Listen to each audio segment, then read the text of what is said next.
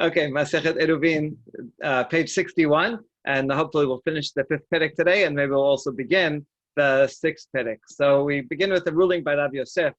Says as follows: Amar Rav Yosef, Amar Ami bar Abba, Amar Rav Huna.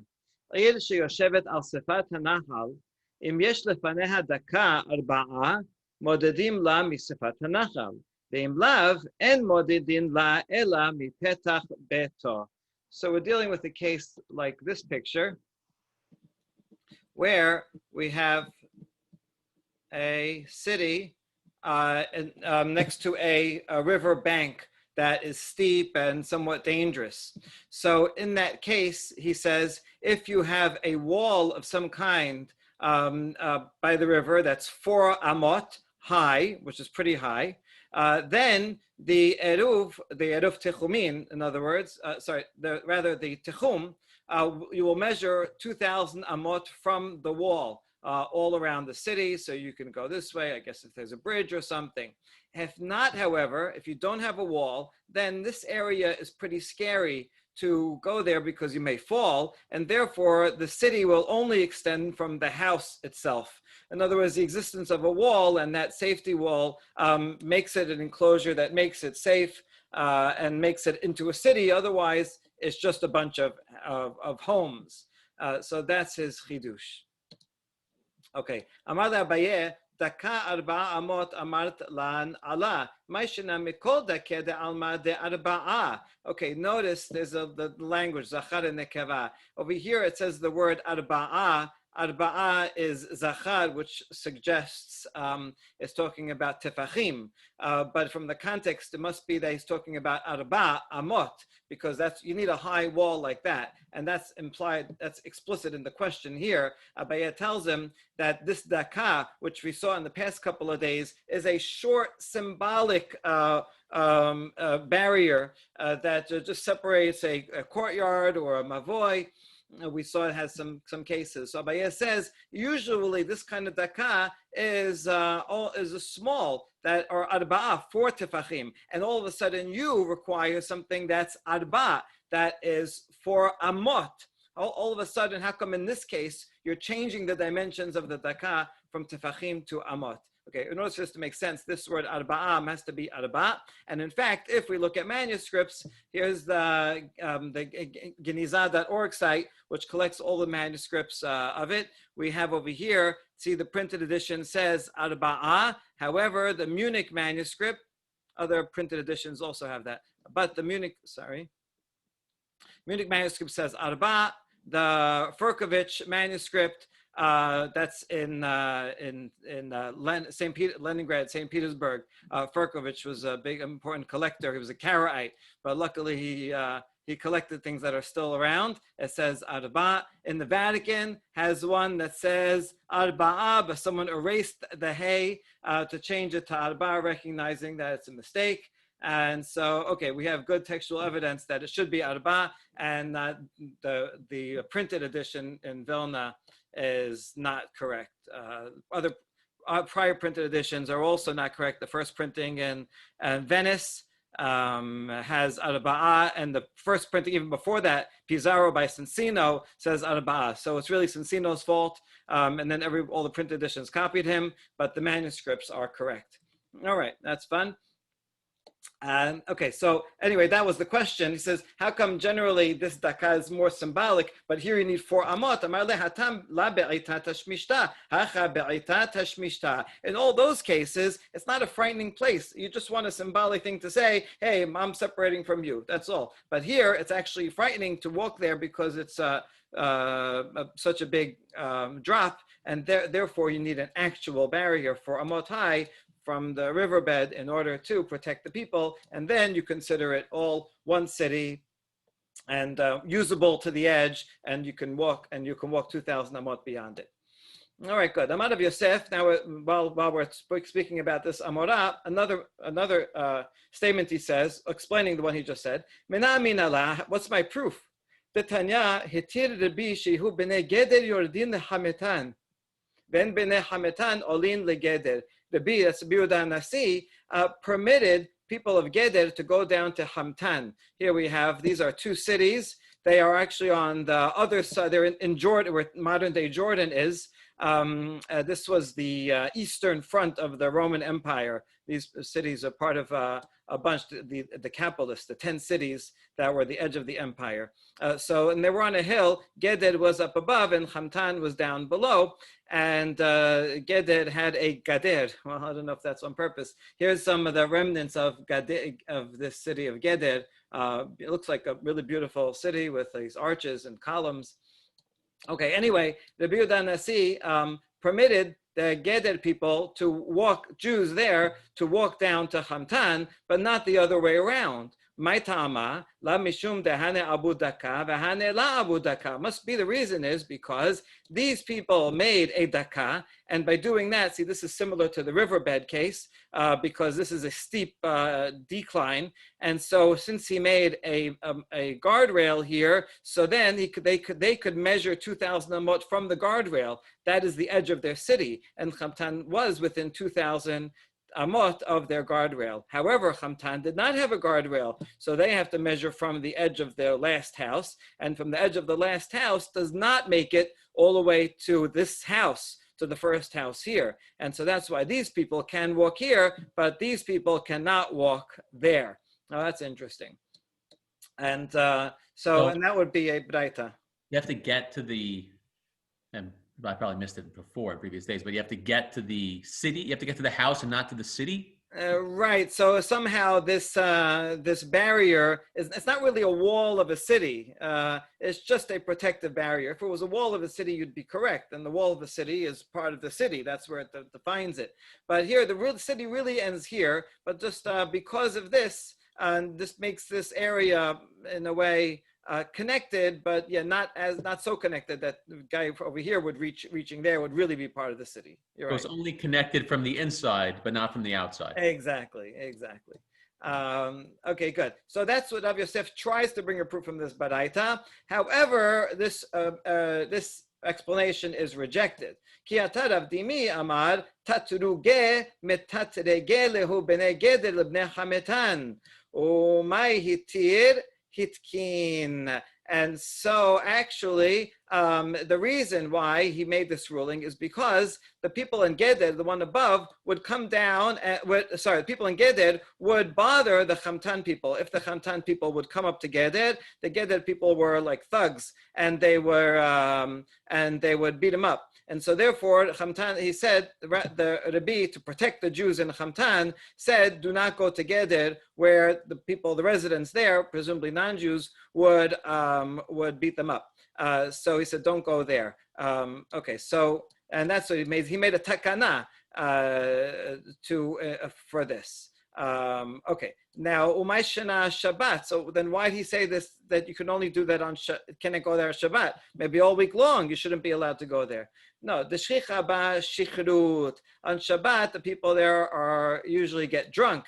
And that's why when they're drunk, that's why they're going to beat up the visitors. So only on Shabbat are they worried about this. Well, from that, it sounds like it's actually about Jews. Okay, hold on. Then when Geded, you said Geded are allowed to go to Hamtan. So how come we're not afraid that Geded people will go to Hamtan? Yes, definitely talking about Jews both ways. Will come to Hamtan and beat up the people there. No, kalba bela mete shab shenin la nebach. A dog, not in its place, will not bark for 7 years. In other words, the people of Geded are very confident and beat people up when they're on their home turf, but when they're visiting, then they're not going to go and beat up bother the people there, comparing them to dogs. Okay, and so in that case, Tashtaname metatrege b'nei Hamtan libnei Geded. Oh, in that case, now won't the people in Hamtan, because now they're in their territory, when Geded comes down, then the people of Hamtan will bother the visitors, right? Because then the visitors they're not on home turf, so they won't fight back. Isn't that right? No, kulahai la kaifi lehu. No, they're not that scared. They're not that submissive. So therefore, the Hamtan cannot go to Geded because then they will get beat up, and so they shouldn't go there. But Geded can come to Hamtan because they won't bother the Hamtan people, and they won't initiate. on the offensive, but the Chamtan people also will be scared enough to start up with the Geded people because they will defend themselves. And so he only had to prohibit one way, but it had nothing to do with putting up a wall there. So this is not a proof in the end for the wall. All right, and now one more explanation for that Baraita case is from Rav Safra. Rav Safra mar ir hasuya kekeshet havai. Actually, two more explanations. Kekeshet, this was a rainbow city. So in other words, Geded was a rainbow city, and we saw the law that if you have a city that's shaped like this, then you're allowed to, if this is less than 4,000 amot from span, you're allowed to fill it in and consider this as if it's all filled in with homes, and you can start the 2,000 amot from where you would put the bow of the string of the bow. And so for the people of Geded, they can begin their 2,000 amot from here and go all the way down here and include Chamtan, that they're okay. However, the people of Chamtan, where they have 2,000 amot from here, they have to actually reach the city itself. So they cannot go. So that's very interesting. This law of the imaginary filling in works for the residents of Geded, but does not work for the people outside who want to come in. And so that explains the differential that Geded can walk to Chamtan, but Chamtan cannot walk to Geded. And can they walk back? Yes, they can walk back because the Geded people, since they started Shabbat in Geded, so they have 2,000 amot as if the city limit is here, and then they can go 2,000 amot all around, and they can go back and forth and go to the other side, and everything's fine. Okay. Yeah. So this is like we've heard like a few references. We keep hearing references to these rainbow cities. Was that like a common? Was that a common configuration? Right. Good question. And I don't know if archaeologists have ever found any rainbow cities. Why would you make a city like that? It's a good question. Needs more research. Okay. Kekeshet havai. Rav Dimi bar Chinena amar anshe ir gedola v'anshe ir ketana havai. He has yet a different answer. It's a big city and small city, which is also a case we saw yesterday. And let's see if we have a picture. Yeah. Okay. Big city. So the big city has 2,000 amot from its edge, and so therefore they can walk 2,000 amot this way, but the little city will not be able to reach the big city. We were talking about, yesterday we explained this was a case where because the big city can walk 2,000 amot, they can overpass the entire city. It's really not like this picture. Okay, they can just imagine if the 2,000 amot went over it, so the entire little city is encompassed. Whereas the little city, they can get to somewhere in the middle of the big city, but not into the whole thing, and therefore the big city can walk anywhere in the little city, but the little city cannot walk anywhere in the big city, and that's what it's talking about. That's why Gaded can walk to Chamtan, but not the other way around. Good. So those are the three different explanations of that case. We had an attribution of Rav Safra said this one, and Rav Dimi said that one. Rav Kana matnehachi. That's why Rav Kana said it. Rav Tibyomi matnehachi. Rav Safra and Rav Dimi bar Chinena. He didn't know who said which one. He just said Rav Safra and Rav Dimi bar Chinena. Chadamar ir asuya kekeshet havai. Chadamar anshe ir ketana v'anshe ir gedola havai. He just says one said this one said the other one, but he doesn't know who said which answer. Good. And then final Mishnah of the Perek. Anshe ir gedola mehalechin et kol ir ketana. V'anshe ir ketana mehalechin kol ir gedola. Okay, this is the actual source of what we were just talking about. Yeah, I accept that. Okay, this is complicated if you weren't here yesterday. Okay, yesterday we saw another version of this Mishnah. This is very interesting because the version that we saw on yesterday's daf said the opposite. It said, Anshe ir gedola mehalechin kol ir ketana, ve'en anshe ir ketana mehalechin et kol ir gedola, right? That the people in the big city can walk to the little city, but the little city cannot walk to the big city. Remember that? that was that version. However, we noted that the BED had a different version where it says they can both walk to each other's cities. Okay, so the Gemara before had like a standard version and the BED's version, but now on the next page, our version actually is the BED's version.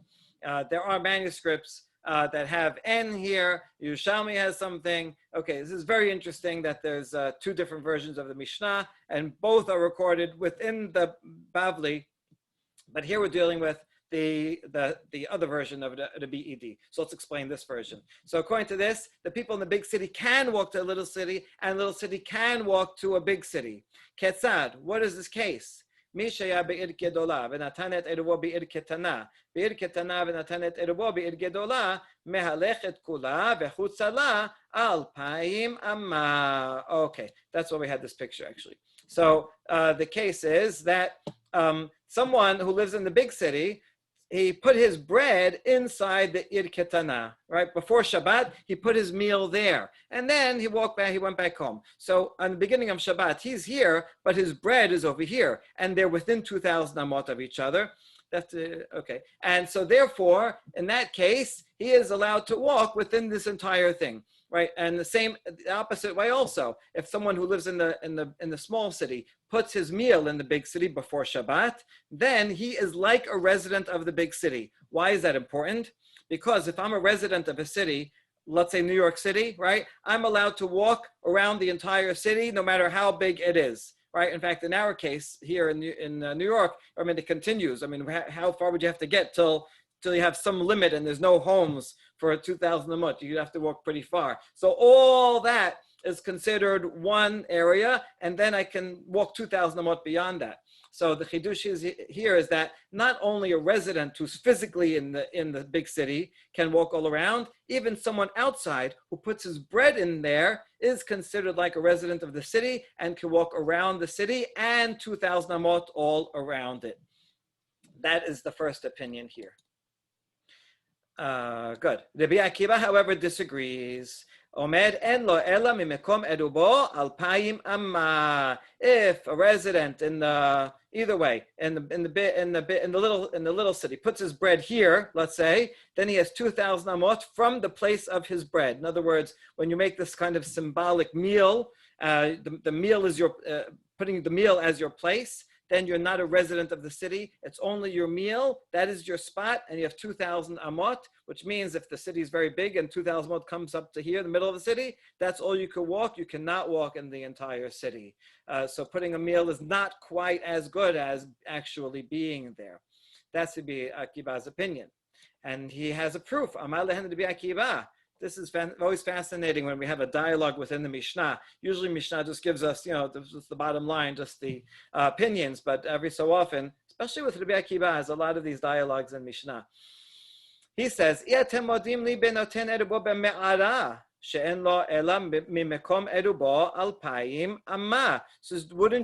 you agree that if you put your eruv in a cave, in other words, an uninhabited area, that you have only 2,000 amot from the place that you put your bread, and you don't have the entire cave. So, right, wouldn't you agree in that case? Amrullah, yes, we do agree. Ematai bizman she'en badiurin, but that's only a cave is an area that's enclosed, but nobody lives there, so it's not quite like a city. So I agree in that case, even though it's enclosed, but it's uninhabited. Aval yesh badiurin malechet kula vechusala 2,000 amma. Then, if it is an inhabited city, then you can walk in the whole thing and outside at 2,000 amot. Nimsa kal tocha me'al gaba. And in that sense, the halacha is more lenient inside a cave. Halacha regarding inside a cave can be more lenient than above ground, because if you put your eruv in a cave that has residents, let's say, then you have the entire thing. Whereas above ground, then you wouldn't, unless it was the opposite. If above ground there was a city and below ground there wasn't, then it wouldn't be. Okay, now last part halacha of that Mishnah, v'lamoded shamru notnin 2,000 amma shafilu sof midato kaleba me'ara. And if you are moded, a moded means someone who is not starting off in a city. He's in the middle of nowhere, and he says, here's my place. And if he measures 2,000 amot, and it ends up being in a cave, then even if he ends up being in the cave, that's all he has. He can only walk to the 2,000 amma spot. He cannot walk into the rest of the cave. And seems everybody would agree with that halacha. Okay, that's the Mishnah. And now the Gemara is going to discuss, what about an uninhabited city? Is that like a city or is that like a cave? Amar Rav Shemuel, Yehuda Amar Shemuel, Shavat Be'ir Hareva. So imagine a city, let's say there's walls around it, but it's empty, a desolate city, nobody lives there. L'Rabanan mehalechet kula v'chusala alpaim amma. So Shemuel thinks that according to the Rabbanan of this Mishnah, who say that in a city, you can, if you're there or you put your eruv there, you can walk all around everywhere. So they say, even if it's empty. But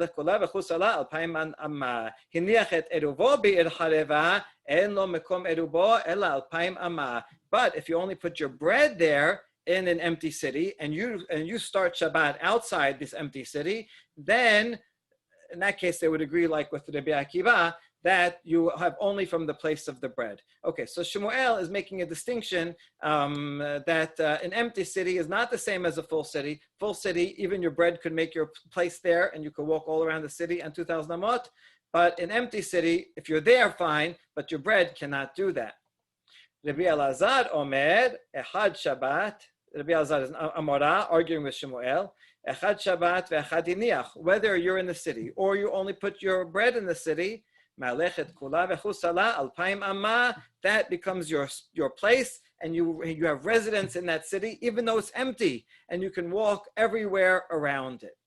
Okay, so that's the machloket. The Elazar is more lenient than Shemuel.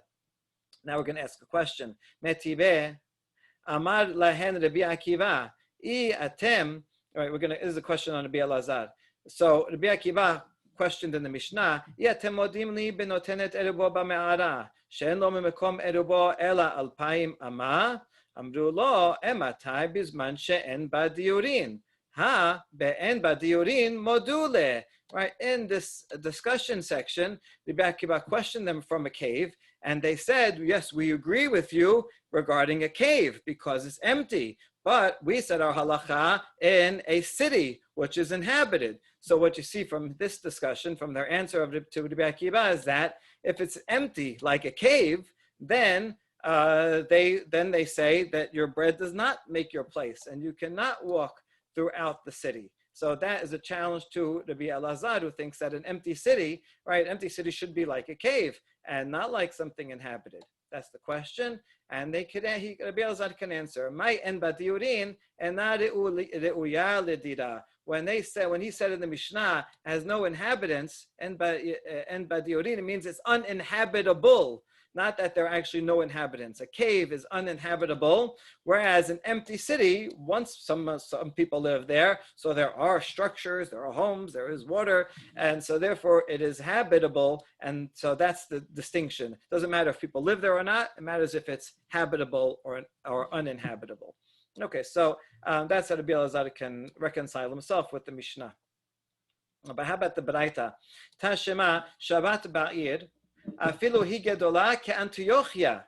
B'me'ara afilu ke'marat Tzidkiya melech Yehuda malechet kula v'chutzala 2,000 amma. So we have a Baraita that says, if you are in a city as big as Antioch, a city in Syria or Turkey, this is a huge city. And so it says, if you live there, you can walk anywhere in the city. And if you're in a cave, like the cave of Sidkiya, have you been in the cave of Sidkiya in Yerushalayim? I was there. Yeah, it's fantastic. It's a huge, it's like a banquet hall on there. You can make a bar mitzvah there. This archaeological dig, what they call Sidkiya's tunnel, is not quite in the same spot as the Talmud assumes. So I don't know if what we call this archaeological dig, Sidkiya's tunnel cave, is the same as what the Gemara has in mind. But anyway, it's something like that. This is a man-made cave. Some people think that this is a quarry that was used for the stones of the to build the Bet HaMikdash. Okay, in any case, the point is that when we have a very big cave, you can walk around the entire thing if you are in it, right? Shabbat, if you started off Shabbat inside the city or inside the cave. Katani ir dumya de me'ara. Ma me'ara chareba, af ir chareba. V'shabbatin aval hiniach lo. So you see that the Baraita is comparing a city to a cave. City where people live, which would have the same law as a cave where people don't live. And yet, the Baraita says you have to be in there physically yourself when Shabbat starts, and then you can walk around the whole thing. But not if you just leave bread there, because if you just left bread there, then it should have said, instead of Shabbat Be'ir, it should be Hanoten Eruvo Ba'ir. But it didn't say Hanoten Eruvo, it says Shabbat. So that is a challenge to be Elazar. Once again, sounds like you have to actually be in an uninhabited spot in order to make that your city. Mani, who is the author of this Baraita? Ilem Rabbi Akiva, my iria hareba, afilu yesheva name. Here the vocalization is yeshiva, but I think this is actually a passive form like hareva, uninhabited, yesheva, meaning inhabited. Nice form. Okay, so if it's Rabbi Akiva, then why do you have to say empty? Even if there's people living in it, right? Then there will be the same law that you have to be there, and you can't just leave your eruv there. Ela Rabbanan. This must be the opinion of Rabbanan. V'tama de Shabbatin avaniach lo. And even according to Rabbanan, you have to be in the city. You can't just leave your bread there. So that is good for Shemuel, but it's a problem for Rabbi Elazar. He can answer, La tema'ir dumya de ma'ara, ela ema me'ara dumya de ir. Ma'ir yesheva, af me'ara yesheva. Well, yes, it's comparing city to a cave, but which way is it comparing? Maybe it means an inhabited cave, like Bar Kokhba tunnels, or Sidkiya. Sidkiya ran away in this cave. And so maybe this is a place a cave where people live. Maybe it's like the Dead Sea sect caves. Okay, so that could be okay. ורבי עקיבא הידמר אין לו מקום ערובו אלא 2,000 אמה ובשבת מודה. And then we can explain this whole thing according to Rabbi Akiva, who says you have to be there, but not you have to be living in there, but not if you just put your bread in there. But according to Rabbanan, no matter what, it will be fine. And then that could reconcile with Rabbi Elazar. Hold on. But Sidkiya, it's like Sidkiya's tunnel, and nowadays Sidkiya's tunnel is empty. Not nowadays. Only when the Talmud was being written, Sidkiya's tunnel was empty. Kim adat Sidkiya v'la kim adat Sidkiya. Kim adat Sidkiya gedola v'la kim adat Sidkiya di'ilu hatam chareva v'hacha yesheva. We mean like it, but not in all aspects. Like it in its size, but not like it in the fact that it's empty. We're talking about one that is as big as this, but would be inhabited. And that's the case of the Baraita. All right, so, well, it could be that that's the case of the Baraita, and so we have no disproof against Rabbi Elazar. All right, and last story for the Perek. Mar Yehuda ashkachinhu lebnei mabrachta teka motvi eruvayhu bebe kinishta tebe agobar. Amar lehu gevu be tefe ki hechi didishtere lechu tefe. So, Mar Yehuda found the residents of this place that they put their eruv in a synagogue, and he said, put your eruv further in the synagogue, put at the edge of the synagogue so that you have a little more space, more room to go. In other words, according to him, it's the exact spot where you put the bread. That's where you measure 2,000 amot, not the structure that it's in. Amar leRava palga'a be'eruvin let dehash laha de Rabbi Akiva. He says, you're argumentative one, palga, you're causing divisions. What kind of halacha are you teaching? In Eruv, we never followed Rabbi Akiva. What's the difference? According to Rabbi Akiva, if you're not physically there, right, then you only have 2,000 amot from exactly where the bread is. And that's why he says, put it on this side because you want to be able to walk a little bit extra. But according to Rabbanan, once you put it in a spot, so the whole Bet Knesset is its spot. So it doesn't matter where in the Bet Knesset. In fact, if it's in the city, then it could be anywhere. Then you can walk anywhere in that entire city. So it doesn't matter if you put it on this side of the Bet Knesset or that side of the Bet Knesset. You are a resident of the entire city. And this is quite an interesting case because you see that this person, Mar Yehuda, whoever he was still following the opinion of Rabbi Akiva. This is Rava, a fourth generation Amorah, which is quite significant that 4 generations into the time period of the Amoraim, you still had someone in this place that is following the minority opinion of Rabbi Akiva, and you see that Rava had to yell at him to do that. So I think this is, I have to add this to my dissertation. This is a good example of pluralism of practice, even much later than we would assume. Everyone had decided that halacha is like the majority. Okay, hadran alach kesad me'avrin zakim uberuchim. And if you have some patience, let's begin the next Mishnah. It's a very, very interesting Mishnah.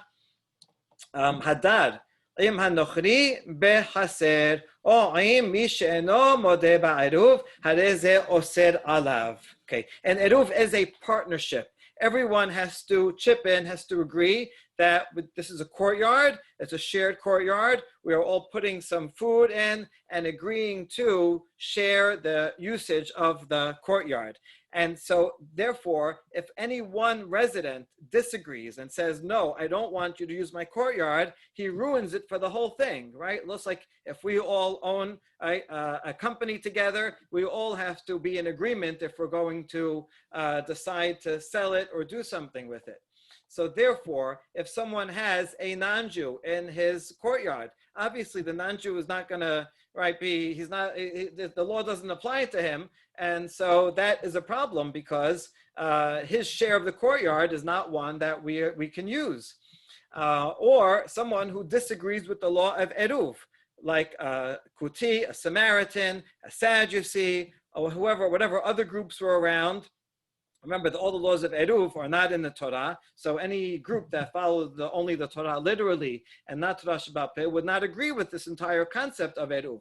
And so if you go to them and say, hey, we want to make an Eruv, and they don't believe in the whole thing, harei ze oser alav, you have a problem. Because if you have one person there in the whole city, right, in the whole courtyard, wherever area that you're sharing, who doesn't agree with the Eruv, no good, nobody can carry.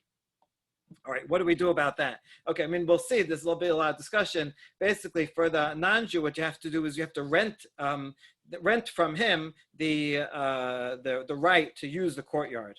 So it has to be, an agreement. We'll see how strong. There's like a real agreement you have to sign and actually do something, or more of a symbolic agreement. But somehow you have to acquire that. Nowadays, we do exactly that. We go to the mayor or the police chief, and we give him $1 and ask him to lease the right to make an eruv in the city for 100 years.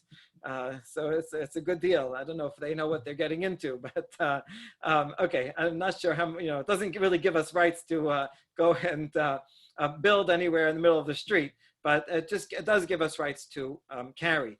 So that's what we do. And the non-Jew as well, you have to somehow convince him to relinquish his right to the courtyard if you want to be able to make one there. Good. Rabbi Eliezer ben Yaakov omed leolam eno oser ad shehu sheneh Yisraelim osrin ze al ze. Rabbi Eliezer says if it's only one Jew and one non-Jew sharing a courtyard, then it's okay. You don't have to worry about it. Only if there's 2 Jews and 1 non-Jew. Why is not so clear? The Talmud would explain that it's unusual for 1 Jew to live with 1 non-Jew. It's a time when it was dangerous, and Jews would be scared to live with non-Jews who were powerful and could go and kill them. And so since it wasn't usual, the rabbis didn't have to make a gezerah about it, but it would be more usual for 2 Jews to live with a non-Jew. All right, for whatever reason, he says it only applies when there's 2 Jews with a non-Jew, then they cannot carry. אמר רבן גמליאל, מעשה בסדוקי אחד שהדר עמנו במבוי בירושלים, ואמר לנו אבא, מהרו והוציאו את הכלים למבוי עד שלא יוציא יסוד עליכם. We had a Sadducee, Rabban Gamliel says, who lived with us in the same alleyway, and our father, this is the family of the Nasi, said, hurry up and bring all your things out to the common courtyard, to the alleyway, before the Sadducee does. In other words, perhaps the Sadducee gave them permission. However, once the Sadducee starts giving permission, means he relinquishes his right to use the alleyway. However, once the Sadducee will start using the alleyway, then he's taking back his right.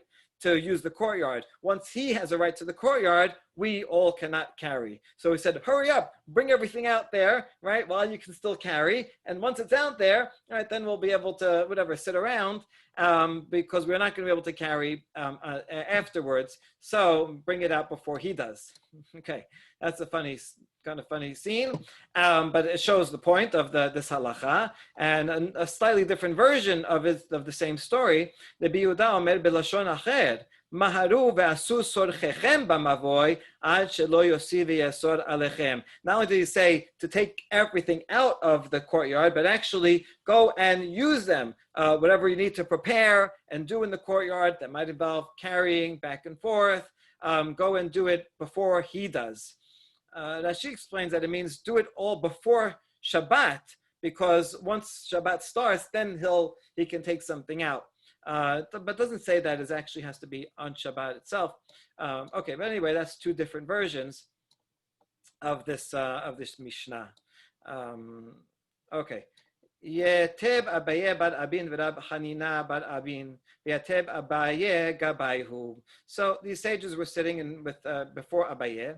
V'Yatve v'Kamre Bishlama Rabbi Meir kasaba dirat goy shemah dira v'la shena chad v'la shena tereh. So what's the basis of this law of living with a non-Jew, living with one, living with two? So according to Rabbi Meir, who would be the Tanakama, and so he could say that the inhabitants of a non-Jew is called being an inhabitant. In other words, we consider him the same as everyone else, and so therefore he has the same right as everyone else to the courtyard, and therefore it will not matter if it's one non-Jew, one Jew there or two Jews there. That may all make sense. Ela Rabbi Eliezer ben Yaakov my kasabar, but Rabbi Eliezer, who says that one Jew and one non-Jew, it's okay. You can carry, you can share the courtyard, but not two Jews and one non-Jew. What's the difference? If the non-Jew living there is a residence and he has a share, then also one Jew should be a problem, because then he has a right to it. He's not giving you a right to it. If you don't consider the non-Jew living there as being halachically a significant factor, then we should ignore the non-Jew living there, no matter how many Jews are living with him. And so why would you make a distinction between one Jew living with a non-Jew and two Jews or more living with a non-Jew? That is the question. It's a pretty good question. So they're all discussing this in front of Abaye, and Abaye answers, Amalu Abaye, oh, you're assuming that Rabbi Meir Tanakama actually thinks that the residence of a Gentile is a halachically significant residence. But even that isn't true. All right, not such a nice thing to say. I'm not sure if he means this as an insult or if he just means that halachically, technically, right, that the residence of the non-Jew does not need to be taken into account in terms of the shared courtyard, so that we can walk around in it. The difference would be like if the non-Jew is not there, if he's away, right? So is this a place or is it just an empty lot? Or is it considered a residence no matter what? If a Jew is living there, that's considered residence no matter what, whether he's actually present or not present.